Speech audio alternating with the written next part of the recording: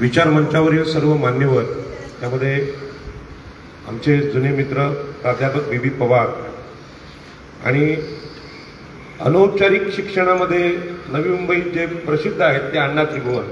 औपचारिक शिक्षणामध्ये जरी प्राचार्य प्रसिद्ध असले तरी अनौपचारिक शिक्षणामध्ये अण्णा त्रिभुवन प्रसिद्ध आहेत. आणि बाकी सगळ्यांना मी काही नावाने ओळखत नाही, त्या सगळ्यांना मी आदर देतो आणि तुम्हाला पण आदर देऊ. आजच्या अत्यंत पवित्र दिवशी धम्मचक्र प्रवर्तनानिमित्त मी भाष्य करतो. आपल्याला कल्पना असेल की मी राजाराम पाटील, मी हिंदू आगरी आहे, मी काय धर्मांतरित नाही, परंतु धम्माचा अभ्यासक आहे. आणि म्हणूनच या कार्यक्रमामध्ये मी जे बोलणार आहे ते नवी मुंबईतले आमचे सगळे नागरिक आहेत यांच्यासाठी बोलणार आहे. तुम्हाला आश्चर्य वाटेल, समोर तुम्ही बसलेत आणि नवी मुंबईसाठी कसं काय बोलता. तर आज सोशल मीडिया आहे आणि सोशल मीडियामुळे हे सगळे विचार बाकीचे लोक पाहत असतात. आणि म्हणून ह्या कार्यक्रमाचं आयोजन अतिशय चांगल्या पद्धतीने इथे झालेलं आहे. आणि म्हणून हे जे विचार आहेत हे आज साऱ्या देशासाठी अत्यंत महत्त्वाचे आहे. आणि म्हणून ते आम्ही रेकॉर्ड केले पाहिजेत, प्रसारित केले पाहिजेत. कदाचित आपल्या लोकांना कल्पना नसेल, प्रास्ताविक जे झालं सरांचं, प्रास्ताविक सुद्धा इतकं महत्त्वाचं होतं की छोटी क्लिप, आज लोक रील बनवतात पण त्या रील कसल्या कसल्या आहेत आपल्याला माहीत आहे, पण हे चांगलं भाषण आम्ही रेकॉर्ड करायला पाहिजे. जे आपला शिक्षक मी सुद्धा शिक्षक होतो, आपल्या वर्गापुरतं आणि विद्यार्थ्यांपुरतं विचार करतो, परंतु प्रत्येक गोष्ट समाज नोंद घेत असतो. आणि म्हणून मी सर्वप्रथम भारतीय संविधानाचे शिल्पकार डॉक्टर बाबासाहेब आंबेडकरांना वंदन करतो आणि आपल्या सगळ्या वक्त्यांना आणि श्रोत्यांना आठवण करून देतो की त्यांच्या बरोबरीनं इथे जो नवी मुंबईचा प्रमुख समाज आहे आगरी कोळी समाज, त्यांचे नेते नारायण नागू पाटील यांनी डॉक्टर बाबासाहेब आंबेडकरांबरोबर काम केलेलं आहे. आणि त्यांच्या विचारांनी या भागामध्ये लोकनेते दिबा पाटील हे नेतृत्व काम करत होतं. भगवान बुद्धांची मूर्ती समोर ठेवून आपल्या घरामध्ये ते आपले सगळी स्पीच द्यायचे, अभ्यास करायचे. दुसरे एक नेते होते दत्ता पाटील आणि या सगळ्या लोकांनी बाबासाहेब आंबेडकरांबरोबर काम केलं. आज या सभेमध्ये मोठ्या प्रमाणात महिला आहेत आणि ही अत्यंत महत्त्वाची घटना आहे. सरांनी आपल्याला जगातल्या सगळ्या धर्मांचा इतिहास सांगितला आणि तो इतिहास सांगत असताना आपण धम्मापर्यंत कसं आलो हे सुद्धा सांगितलं. माझं काम मोठं सरांनी केलं. म्हणजे हा एवढा अभ्यास एखादा प्राध्यापकच सांगू शकतो. म्हणजे एवढं सोपं नाही ते आकडेवारी नोटिंग करणं वगैरे, सोपी गोष्ट नाही. आणि त्यांनी ती भूमिका पार पाडली. ते भाषण सुद्धा आम्ही सोशल मीडियावर टाकलं. सर, तुम्हाला पण माझी विनंती आहे की भाषण रेकॉर्ड करत चला.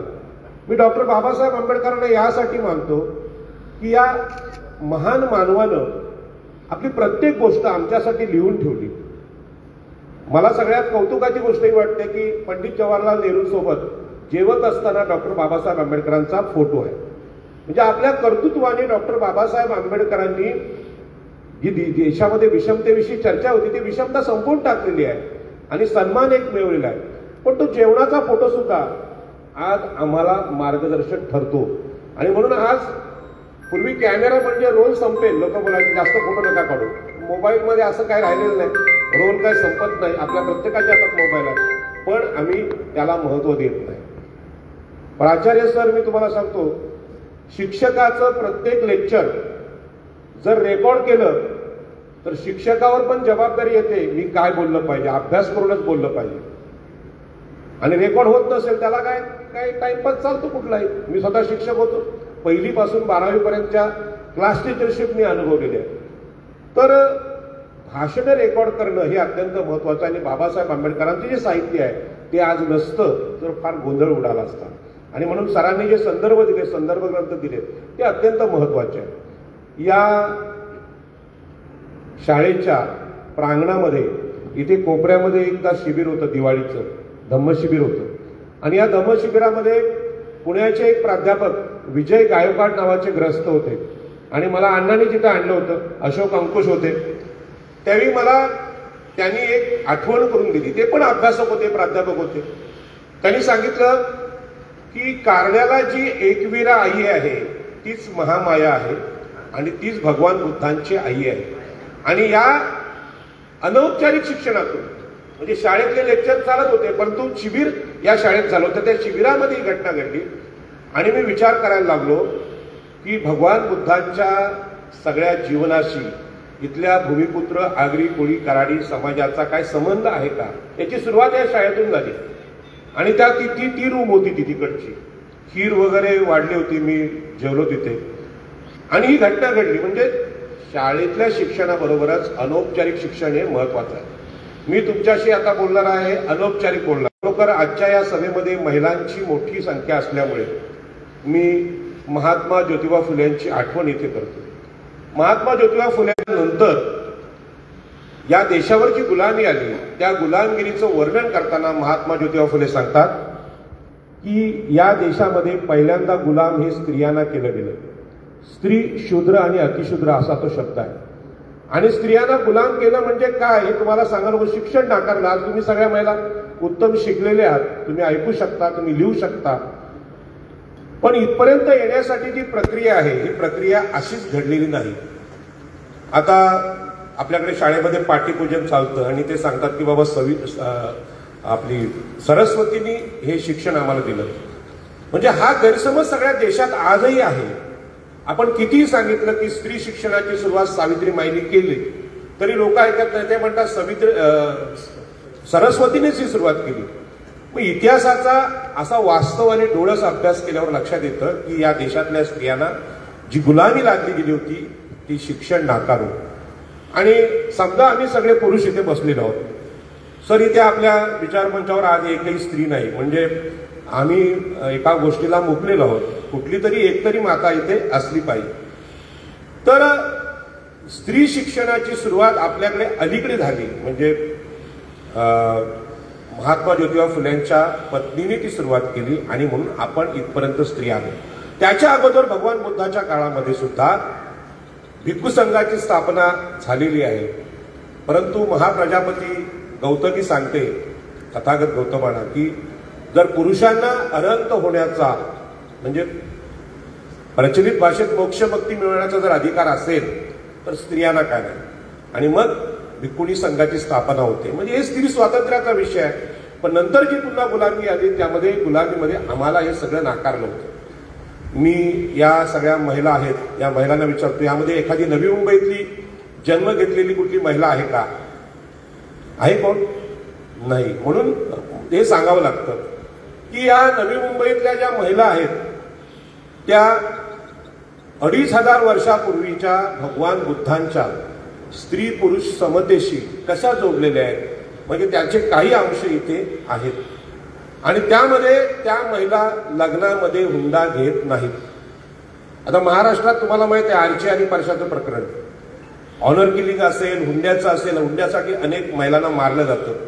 आणि मुलगी जन्माला आली तर हुंडा द्यावा लागतो म्हणून स्त्री भ्रूण हत्या आपल्याकडे होतात. म्हणजे हा मोठा प्रश्न आहे आणि तो मिटवायचा असेल तर स्त्री पुरुष समानता आली पाहिजे. आणि म्हणून महाप्रजापतीने त्या काळात सांगितलं की पुरुषांना जर धर्माचा अधिकार असेल तर जगातले सगळे धर्म पुरुषांनी स्थापन केले. परंतु पहिल्यांदा भिक्खुनी संघ महाप्रजापतींनी करायला लावला. आणि यामुळे काय झालं? कसला आवाज येतो? बंद करा, मला त्रास होतो. तर हा भिक्खुनी संघ स्थापन झाल्यानंतर जो परिणाम या ठाणे, रायगड, पालघर या प्रदेशावर झालाय, म्हणजे हा जो भाग आहे याला अपरांत प्रदेश असं बुद्धाच्या काळात म्हटलेलं आहे.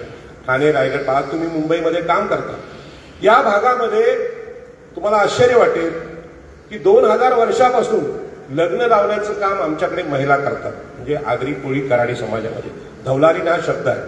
ही पोळी साजूक तुपातली जे गाणं आहे याची सुरुवात ती महिला करते. तुम्हाला ते गाणं पाठ असेल, ही पोळी साजूक तुपातली, तर त्याची सुरुवात महिला करते आणि ती धवलारीन आहे. आणि आता धवलारीन खूप याच्यावर व्हिडिओ रोल्स आहेत. परंतु लग्न लावण्याचा अधिकार महिलांना देणं ही आजही किती क्रांतिकारक घटना आहे. म्हणजे पवित्र विषय असेल की तिथे महिलांनी येऊ नये, म्हणजे ह्याचा परिणाम आपल्यावर पण झाला. म्हणजे काय दुसऱ्यांना दोष देण्याचा विषय नाहीये. आपण सुद्धा महिलांना चांगल्या ठिकाणी, सभेच्या ठिकाणी असेल, पूजेच्या ठिकाणी दूर राहा असं सांगणारी आपली भारताची कल्चर आहे, मनुस्मृतीची आहे. आणि म्हणून ही स्त्री पुरुष समानता आजही इथल्या नवी मुंबईत दिसते. तुम्हाला आश्चर्य वाटेल की आज स्त्रिया आणि पुरुष दोघेजण नोकऱ्या करतात, पण आर्थिक अधिकाऱ्यांचा जो विषय आहे म्हणजे सगळा पैसा माझ्याकरता, ताई समजा शिक्षिका असतील तर त्यांचा पगार किती आहे ही सासू विचारते, सासरा विचारतो, नवरा विचारतो. आता ती कष्ट करते, तिचा तो पगार आहे, पण आपला समाज असा मानत नाही. मी नेहमीच याचा उल्लेख करतो की मुंबईच्या मासळी मार्केटमध्ये महिला मासे विकतात, दिवसाला 70-70 हजाराचे मासे विकतात. या दिवाळा कोळीवाड्यामध्ये 80-80 हजाराचे पापलेट एका वेळी विकणाऱ्या महिला आहेत. ते खरेदी करणं, ते विक्री करणं, त्यांचा पैसा आपल्याकडे ठेवणं हे सगळे महिलांच्या अधिकारात आहे. परंतु कुठल्याही प्राध्यापकाने याच्यावर PhD केली नसेल. ही इकॉनॉमी कुठून आली, कोळीवाड्यामध्ये इकॉनॉमी कुठून आली, तर याचं मूळ पुन्हा भगवान बुद्धांच्या स्त्री पुरुष समानतेच्या विचारात. ठीक आहे, मनुस्मृतीने सगळ्यांना अधिकार नाकारले, पण सगळं काही नष्ट करता आलं नाही. मी आदरणीय प्राध्यापक भास्कर पवार यांना धन्यवाद देईन की आम्ही नवी मुंबई विमानतळ होण्याच्या अगोदर तिथे केरूमाता बौद्ध लेणी होत्या. केरूमाता ही भिक्खुणी होती आणि अशा भिक्खुणीच्या लेण्या जीवदानी माता वसईला आहे, शीतळा माता आहे, कार्ल्याला एकवीरा आहे, महाप्रजापती आहे. ते तुम्ही जाऊन पाहू शकता की यांना आता देवतांचं स्वरूप जरी आलं असलं तरी जी मनुस्मृती आजही स्त्रियांना अनेक मंदिरामध्ये प्रवेश नाकारते, त्या मनुस्मृतीने कधी स्त्रियांना अशा प्रकारचा सन्मान दिला असेल का हा प्रश्न तर्काने आपल्याला कळतो. परंतु त्यांचं दैवतीकरण झाल्यामुळे आपल्याला ते समजत नाही. आणि तिथे जी लेणी होती एअरपोर्टमध्ये, यासाठी आंदोलन करण्यामध्ये प्राचार्य सरांनी अत्यंत मोलाचं सहकार्य आम्हाला केलं होतं. आंदोलनात ते सहभागी होते आणि ते आंदोलन आम्ही 29 दिवस चालवलं. नवी मुंबईतल्या सगळ्या बौद्ध बांधवांनी त्याला मोठं सहकार्य केलं. हे आंदोलन चालवण्याचा हेतू जो होता माझा तो तुम्हाला सांगतो, म्हणजे धम्मचक्र प्रवर्तन दिन आणि याचं काय नातं आहे काय आपल्याला समजेल. आपल्याला कल्पना आहे की या भागामध्ये अशा प्रकारची संस्कृती जी मनुस्मृतीच्या विरोधात आहे. इथल्या कोळीवाड्यामध्ये स्त्री भ्रणाहत्या होत नाही. याचं कारण काय, तर मुलीला लग्नात हुंडाच द्यावा लागत नाही. मी अनेक सभेमध्ये हे म्हटलेलं आहे की वसईची मुलगी बोलते काळा असो वा गोरा असो रेतीवाला नवरा पाहिजे.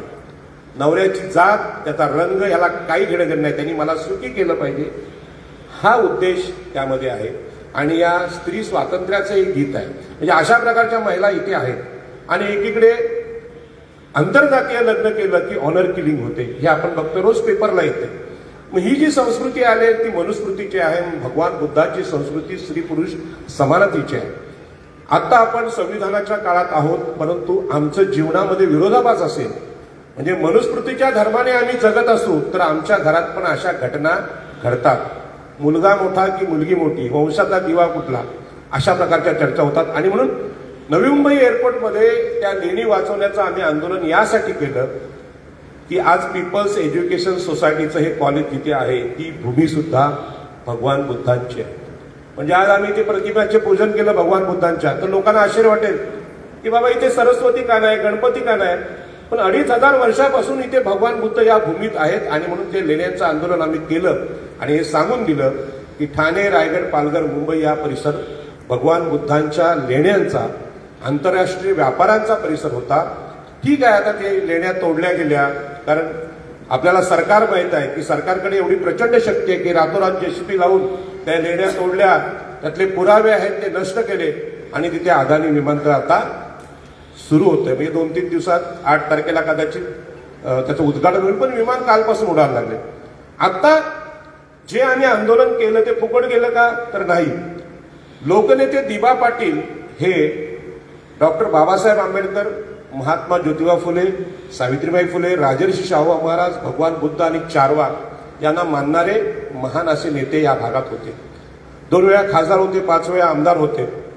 आणि आज त्यांचं नाव विमानतळात द्या अशा प्रकारचं आंदोलन तिथे जोर धरते. म्हणजे निसर्ग सांगायला लागला ही भूमी कोणाची आहे, फुले शाहू आंबेडकरांना मानणाऱ्या महापुरुषांची भूमी आहे आणि त्यांचंच नाव तिथे लागणार, दुसऱ्यांचं कोणाचं लागणार नाही. बाळासाहेब ठाकरे शिवसेना प्रमुख यांच्या नावाला विरोध झाला आणि दिबा पाटलांचं नाव तिथे लावण्याचं आंदोलन इतकं जोरात आलंय की सगळे विरोधी पक्ष सत्ताधारी आता त्यामध्ये एकत्र आलेले आहेत. मला हे सांगायचा विषय आहे की निसर्गामध्ये न्याय आहे. तो तुम्ही झाकण्याचा किती प्रयत्न केलात तरी तो झाकता येत नाही. म्हणजे सत्य, सूर्य, चंद्र यांना फार काळ झाकता येत नाही असं भगवान बुद्धांचं एक साधंसं वचन आहे. ढग थोडा वेळ आडवे येतील पण फार काळ त्यांना झाकता येणार नाही. अशी भूमी आहे. या भूमीमध्ये मुलींचा जन्मदर आजही सर्वात अधिक आहे. म्हणजे नवी मुंबईतले मूळचे आगरी कोळी कराडी लोक असले आणि तुम्ही आता आलेत तर तुम्हाला लक्षात आलं की मुलींना इथे सुरक्षा आहे. मुलींचा विनयभंग रात्री 3 वाजता स्टेशनवर मुलगी उतरली तरी तिचा विनयभंग करायची कोणाची हिंमत नाही. अशा प्रकारची नवी मुंबई आहे. ही उगाच झालेली नाही. यातली मूळ जी संस्कृती आहे ती भगवान बुद्धांच्या स्त्री पुरुष समानतेची आहे.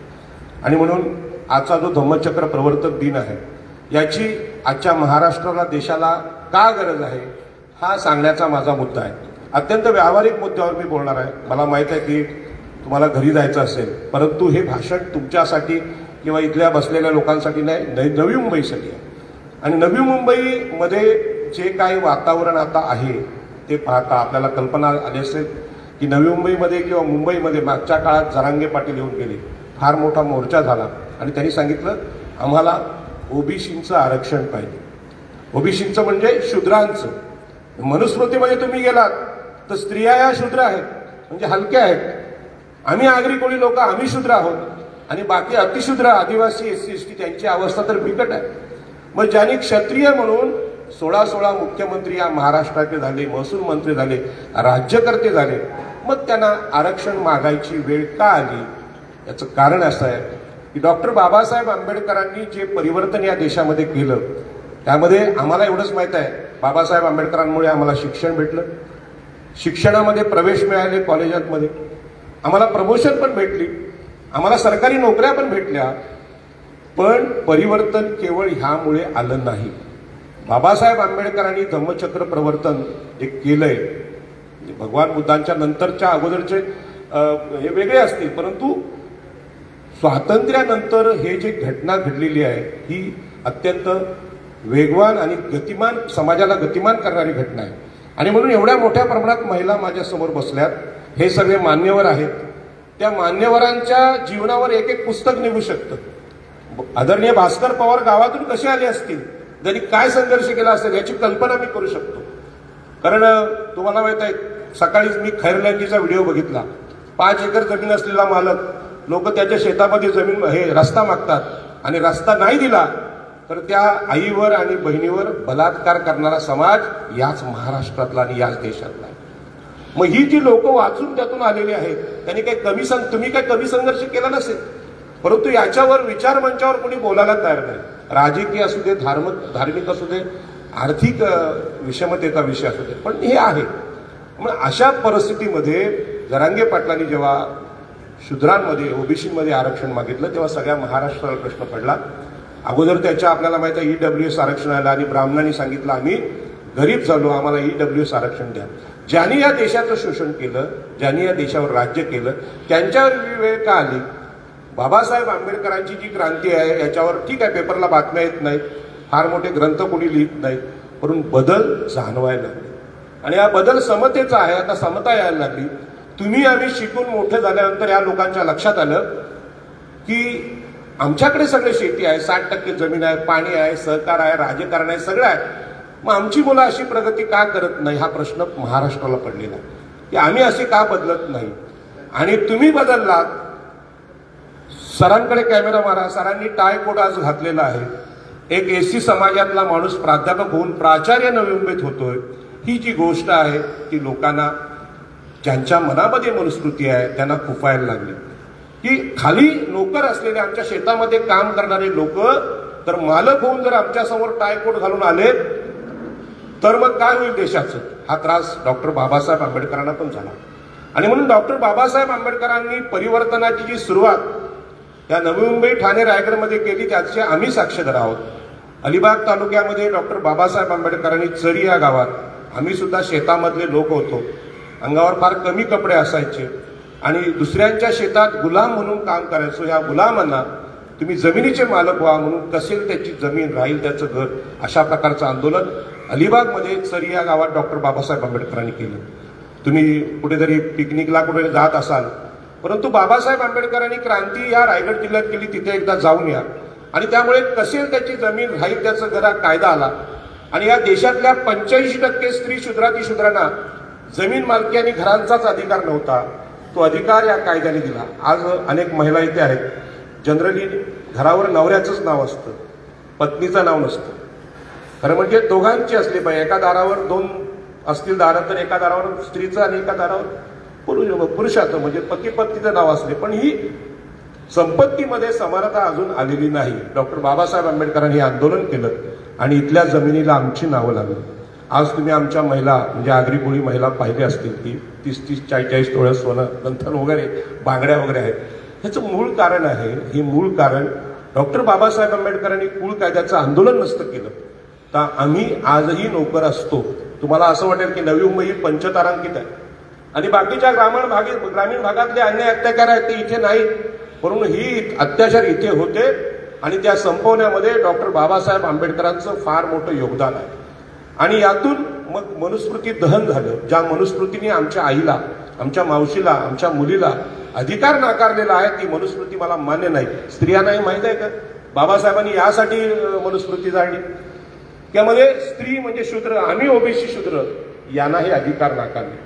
या क्रांतीनंतर भारतामध्ये आज शूद्राती शूद्र आणि स्त्रिया थोड्या थोड्या वर यायला लागल्यात. एखादी शिक्षिका झाली, एखादी नर्स झाली, एखादी डॉक्टर झाली, एखादा माणूस प्राचार्य झाला, एखादा माणूस प्राध्यापक झाला. हे थोडं थोडं दिसायला लागलं आणि दिसायला लागल्यानंतर या देशामध्ये आरक्षणाला विरोध सुरू झालेला आहे. आणि या स्थितीत आम्ही आहोत. आणि या स्थितीत आपल्याला सांगावं लागेल की केवळ शिक्षण आणि नोकरी याने माणूस बदलत नाही. डॉक्टर बाबासाहेब आंबेडकरांनी आमच्या इथल्या आगरी कोळ्यांना जमिनी, जागा सगळं दिलं.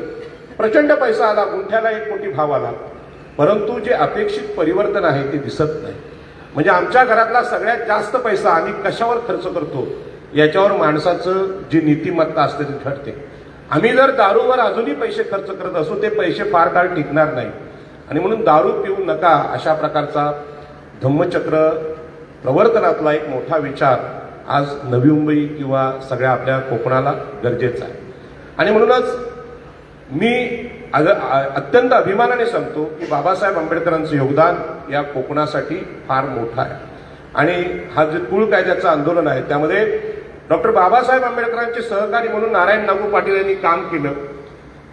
त्यांच्या नंतरच्या पिढीत ॲडव्होकेट दत्ता पाटील हे महाराष्ट्राचे विरोधी पक्षनेते झाले आणि त्याच्यानंतर लोकनेते दिबा पाटील हे पनवेललाच आपल्या राहायचे आणि त्यांच्या नावाचं आंदोलन इथे चालू आहे.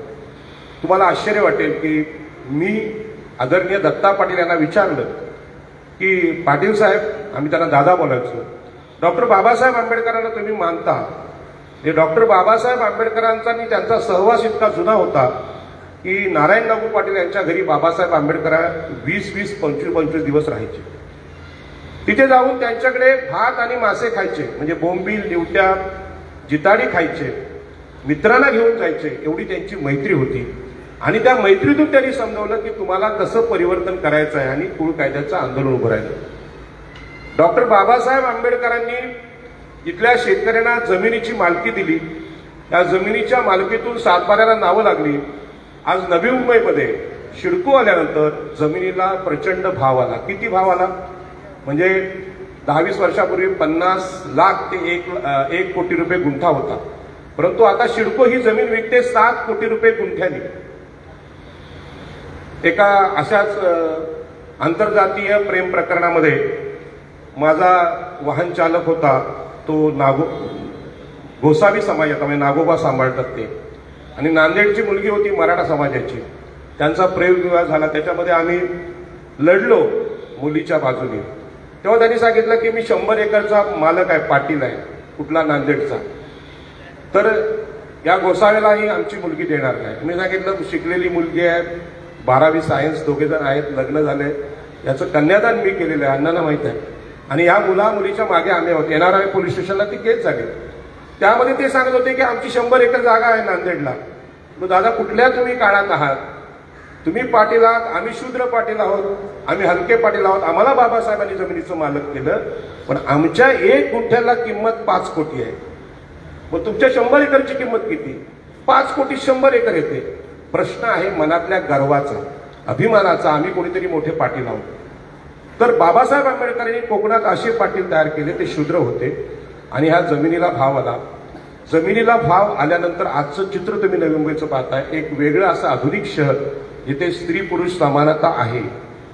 म्हणजे नवीन शहरात पण आहे, जुनी पण होती. मग अशा ठिकाणी जे परिवर्तन आलंय त्यांना खूप जुनी परंपरा आहे, परंतु बाबासाहेब आंबेडकरांना जे अपेक्षित परिवर्तन होतं त्यामध्ये आमच्यासाठी कोकणात त्यांनी चवदार तळे, मनुस्मृती दहन, चिरनेर जंगल सत्याग्रह झाला, त्याचे केसेस बाबासाहेब लढलेले आहेत, आणि कुळ कायदा, जमीन मालकी, हे सगळं काही जंगल जमीन हे सगळे आम्हाला दिले. परंतु बाबासाहेबांचं म्हणणं होतं की एवढी सगळी साधनं असून सुद्धा माणूस म्हणून तुम्हाला बदलण्यासाठी आणखी काहीतरी पाहिजे. भारतीय संविधान आम्हाला दिलेलं आहे, संविधानामध्ये सगळे अधिकार आहेत, तरी सुद्धा हे संविधान असताना जो धर्म आमच्या देशामध्ये आज प्रचलित आहे तो संविधान विरोधी काम करतोय, आपल्याला सगळ्यांना माहिती आहे, आणि त्याच्यावर चर्चा खूप मोठ्या चालू आहेत. अशा परिस्थितीमध्ये माणसाला बदलण्यासाठी त्यांच्या हृदयामध्ये जो विचार आहे तो धम्माचा असावा.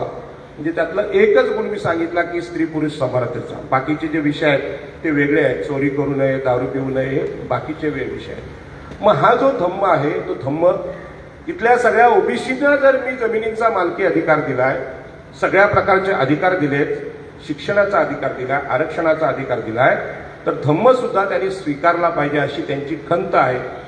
ती मुक्ती कोण पते या छोट्याशा पुस्तकामध्ये 32-33 पानांचं पुस्तक आहे, 15 रुपये त्याची किंमत आहे. ते पुस्तक दत्ता पाटीलांनी सांगितलं की माझ्या आवडीचं पुस्तक आहे. मला वाटलं की मोठा 1000 पानांचा ग्रंथ असेल आणि त्यामध्ये काहीतरी, मी 100 वेळा ते वाचलं, त्याच्यामध्ये नक्की काय. तर बाबासाहेब आंबेडकर सांगतात या देशातल्या समस्त ओबीसी, एससी, एसटी यांच्यासाठी मी काम केलंय, त्यांना अधिकार देण्याचं काम केलंय. किंबहुना जे उच्चवर्णीय लोक आहेत, ब्राह्मण, क्षत्रिय, वैश्य, यांना सुद्धा हा धम्म समजावा यासाठी अनेक वेगवेगळ्या पद्धतीने मी कामं केली, पण थेट मी सांगू शकलो नाही किंवा लोक माझ्याबरोबर आली नाही. हे धर्मांतराच्या दिवशी आले नाहीत. आणि मुक्ती कोण पते हे बाबासाहेब सांगतात, माझ्याबरोबर माझा समाज राहिला, माझा समाज राहिला, आणि समाज राहिला तो आज कुठपर्यंत आलाय, प्राचार्य पदापर्यंत आलेला आहे, प्राध्यापक पदापर्यंत आलेला. ही केलेली प्रगती आहे बाबासाहेबांच्या धम्मक्रांतीने. अशा प्रकारची धम्मक्रांती सगळ्या भारतात व्हावी हे बाबासाहेब आंबेडकरांचं स्वप्न आहे, परंतु आम्ही लोकांनी ते स्वीकारलं नाही. आजही महिलांच्या मनामध्ये प्रश्न असेल काय नक्की करायचं, हे धम्मचक्र प्रवर्तन दिनाच्या कार्यक्रमाला जायचं की गरब्याला जायचं. मुक्ती गरब्यामध्ये आहे की इथे आहे. आणि स्त्रियांना मी बोलतो, राग म्हणू नका, तर माझ्यामध्ये जे परिवर्तन आहे ते माझ्या आईने घडवलेलं आहे, माझ्या पत्नीने घडवलेलं आहे. म्हणजे लहानपणी आईने घडवलं आणि आता मला जे सहकार्य असतं ते माझ्या पत्नीचं असतं. म्हणून मी या कार्यक्रमाला येऊ शकतो सकाळी.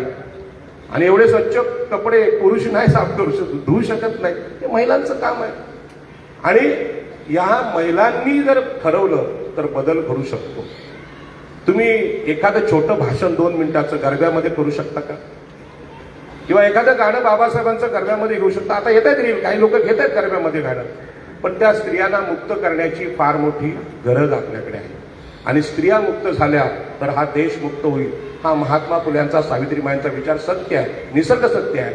आणि म्हणून आधी मुलगी शिकवा, आधी ज्योत पेटवा, दिवा नंतर बघू आपण, ज्योतीने ज्योत पेटवता येते. या पद्धतीनं डॉक्टर बाबासाहेब आंबेडकरांचा धम्मचक्र प्रवर्तन दिन जो आहे त्यामध्ये बाबासाहेब आंबेडकरांचे जवळचे सहकारी आम्ही आगरी लोक आहोत.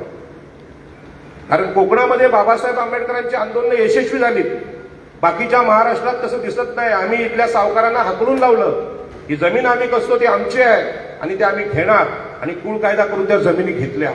आजही आम्ही रोज संघर्ष करतोय. हा बाबासाहेब आंबेडकरांचा मार्ग आहे. आम्हाला जमिनी मिळाव्यात असे कुठल्याही उच्चवर्णीयांना वाटत नाही. आणि म्हणून महाराष्ट्रातला आजचा संघर्ष हा समता आणि विषमता यांच्यातला. आज ब्राह्मण सांगायला लागले आम्ही गरीब झालो. तुम्ही कशाने गरीब झाले? देशातली सगळी मंदिरं तुमच्याकडे आहेत, आणि मंदिरामध्ये एवढा पैसा आहे की भारताची जी इकॉनॉमी आहे ती 40 वेळा तुम्ही अर्थसंकल्प मांडू शकता, एवढा पैसा मंदिरात आहे. कोरोनामध्ये हा पैसा बाहेर नाही आला. एवढा पैसा असताना तुम्ही गरीब कसे झाले? ते गरीब झाले नाहीत, त्यांना भीती आरक्षणाची वाटायला लागली. मागासवर्गीय असलेला खालचा माणूस वर यायला लागला, टायकोट घालायला लागला, तर आमचं का होईल? आम्हाला मान्यवर म्हणून कोण स्वीकारेल? आज हा विचार मंच छोटा आहे, पण इथे सुद्धा मान आहे ना, सन्मान आहे ना. तिथे बसलेल्या सगळ्या लोकांना वाटतं आम्ही पण कधीतरी इथे आलो पाहिजे. पण हा सगळा मान सन्मान बाबासाहेब आंबेडकरांमुळे, ही शाळा, ही जमीन, ही बाबासाहेब आंबेडकरांमुळे निर्माण झालेली संपत्ती आहे. आता आमची कुठली शाळा नाही, आमची कुठली संपत्ती आहे, आमचा कुठला सन्मान आहे? अशा परिस्थितीमध्ये आज EWS आरक्षण आणलं गेलं. जरांगे पाटलांसारखे मराठा समाजाचे लोक बोलावले आम्हाला ओबीसी मध्ये आरक्षण पाहिजे.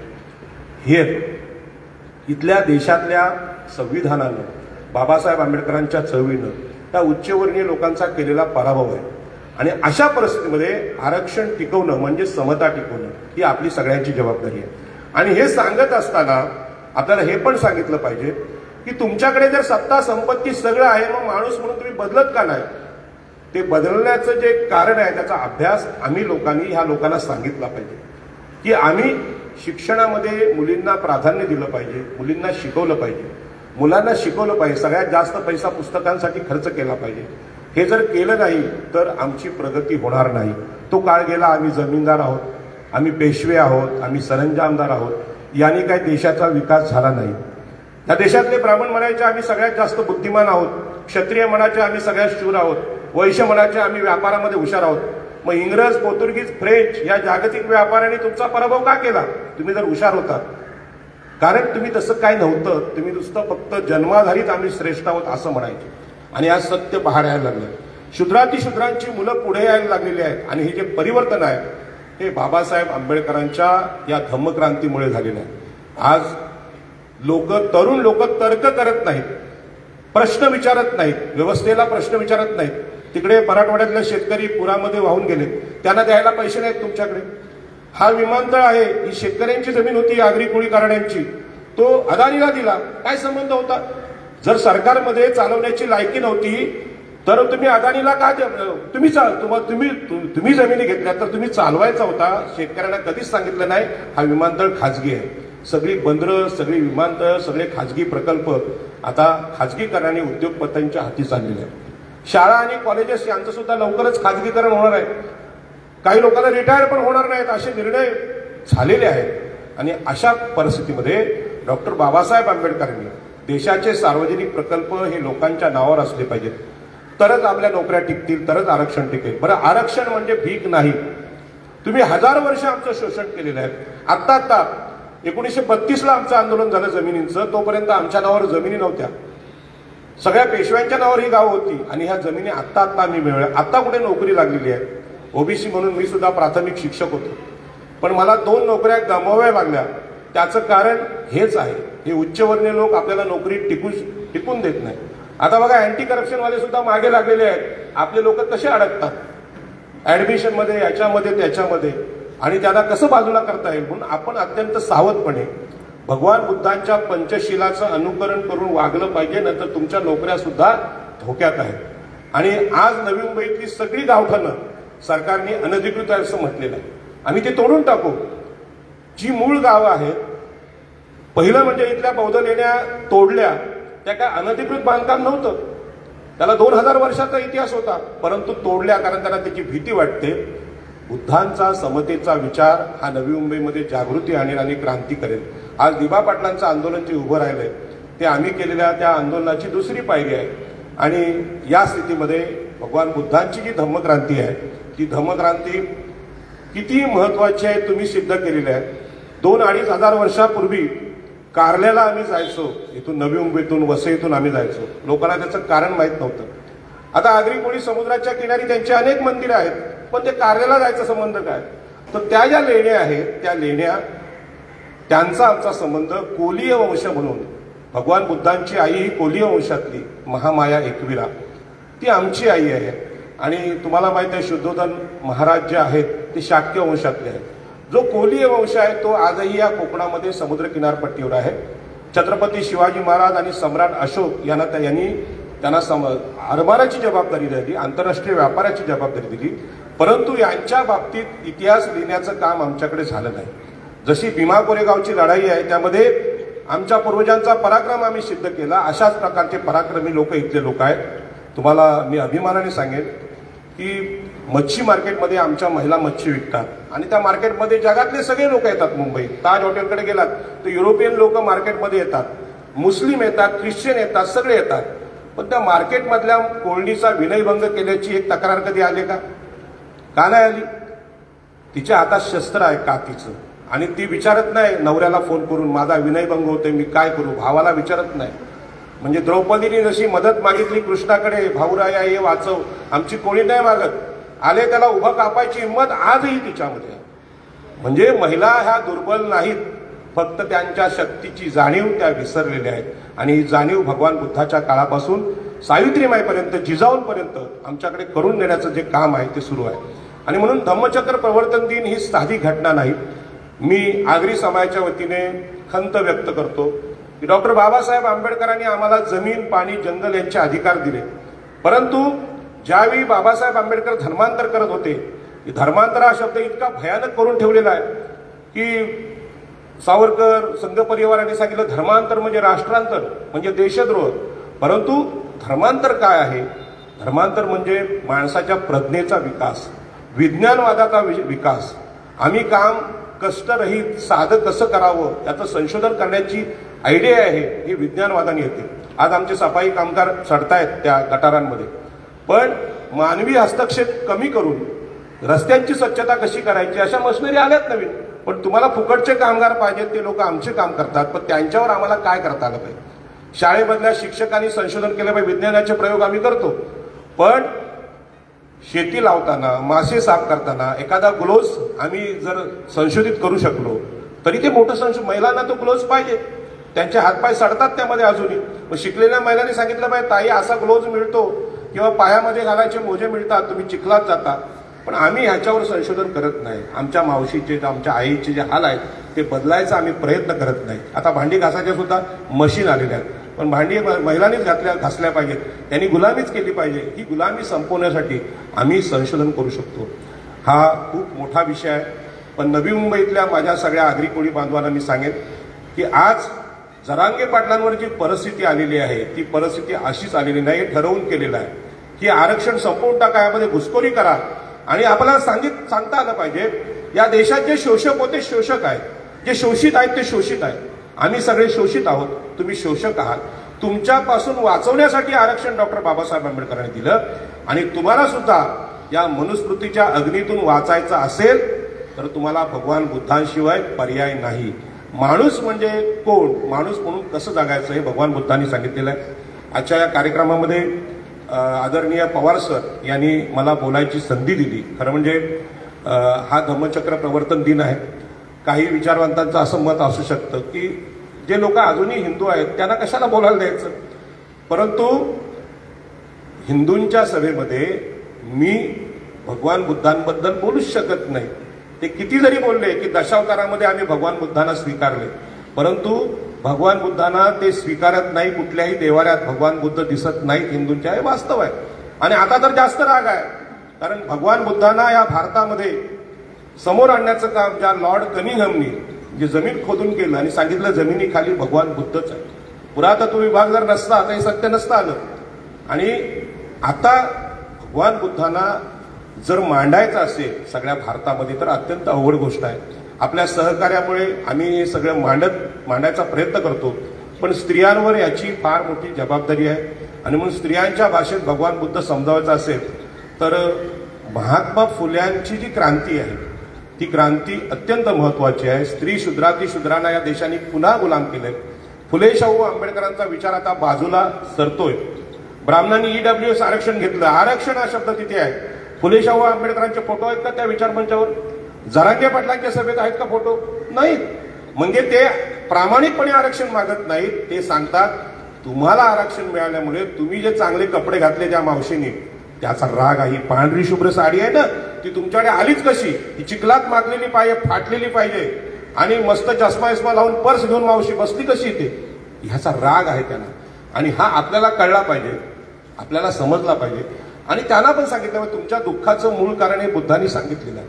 दुसऱ्याचा द्वेष करून, दुसऱ्याला कमी लेखून, दुसऱ्याला गुलाम करून तुम्ही स्वतंत्र होऊ शकत नाही. तर दुसरा माणूस, दुसरी स्त्री, दुसरा पुरुष यांचा अधिकार मला मानता आला पाहिजे. आणि म्हणून समानतेच्या तत्वाने हे आरक्षण आलेलं आहे. महाराष्ट्रातले ओबीसी नेते आज आरक्षणाचं आंदोलन करतायत, परंतु याच्यामध्ये सगळ्यात मोठी गोष्ट आहे डॉक्टर बाबासाहेब आंबेडकरांनी दिलेलं आरक्षण, शिक्षण, प्रमोशन याच्याबरोबरच बाबासाहेब आंबेडकरांनी धम्म सुद्धा दिला.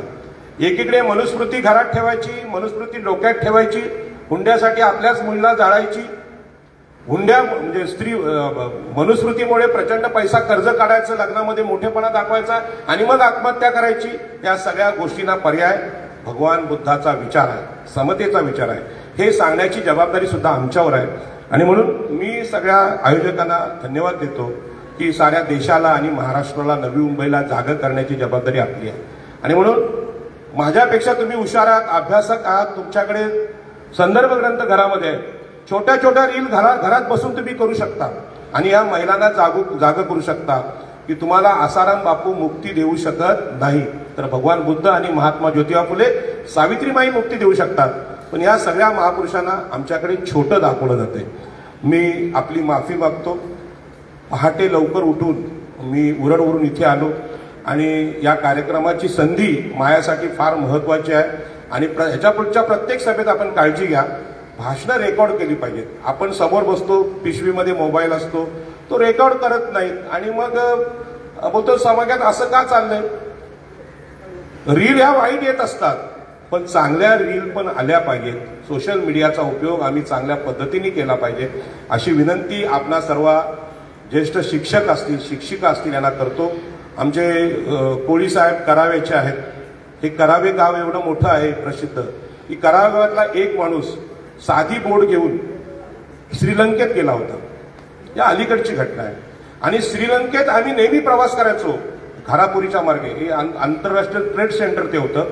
आणि इथले आगरी कोळी श्रीलंका, इजिप्तशी व्यापार करायचे. इजिप्तला गेल्यावर सांगायचे आम्हाला मालाच्या बदल्यात फक्त सोनं पाहिजे. ते सोन्याचं वेळ तेव्हापासून आलंय. ते आंतरराष्ट्रीय व्यापारी आहेत. मी इथल्या लोकांना इतिहास कोणी सांगितलेला नाही. प्राध्यापक पवार साहेब यांच्यावर फार मोठी नवी मुंबईत जबाबदारी आहे. अनेक विद्यार्थी त्यांच्याकडे येतात. अशा प्रकारचे प्रबोधनाचे कार्यक्रम आपण घडवा. निश्चितपणे नवी मुंबईमध्ये आपण आलात आणि नवी मुंबई बदलण्याची जबाबदारी शिक्षक माणसाची आहे. मी सुद्धा प्राथमिक शिक्षक होतो आणि शिक्षक असताना 2 नोकऱ्या गेल्यानंतर माझ्या लक्षात आलं शिक्षकाच्या कोणी येऊन टपली मारतो. आणि म्हणून 2009ला विधानसभा लढलो, 2019ला लोकसभा लढलो, 24ला लोकसभा लढलो आणि तिसरी पण लोकसभा लढणार आहे. यासाठी शिक्षक हा टपली मारणारा, मार सहन करणारा प्राणी नाही. तो बंडखोर आहे. छत्रपती शिवाजी महाराजांसारखा, महात्मा ज्योतिबा फुल्यांसारखा, डॉक्टर बाबासाहेब आंबेडकरांसारखा. आणि त्यांनी ठरवलं तर तो बदल घडू शकतो. आणि म्हणून मी समाजाला विनंती करेन, आमच्या शिक्षकांना बाबाने कधी कमी लेखू नका, त्यांचा अपमान करू नका. त्यांच्यामध्ये सामर्थ्य आहे आणि त्यांना बोलण्याचा अधिकार सार्वजनिक जीवनात आपण द्यावा ही नम्र विनंती करतो आणि माझं बोलणं संपवतो. जय हिंद, जय महाराष्ट्र आणि नमो बुद्धाय.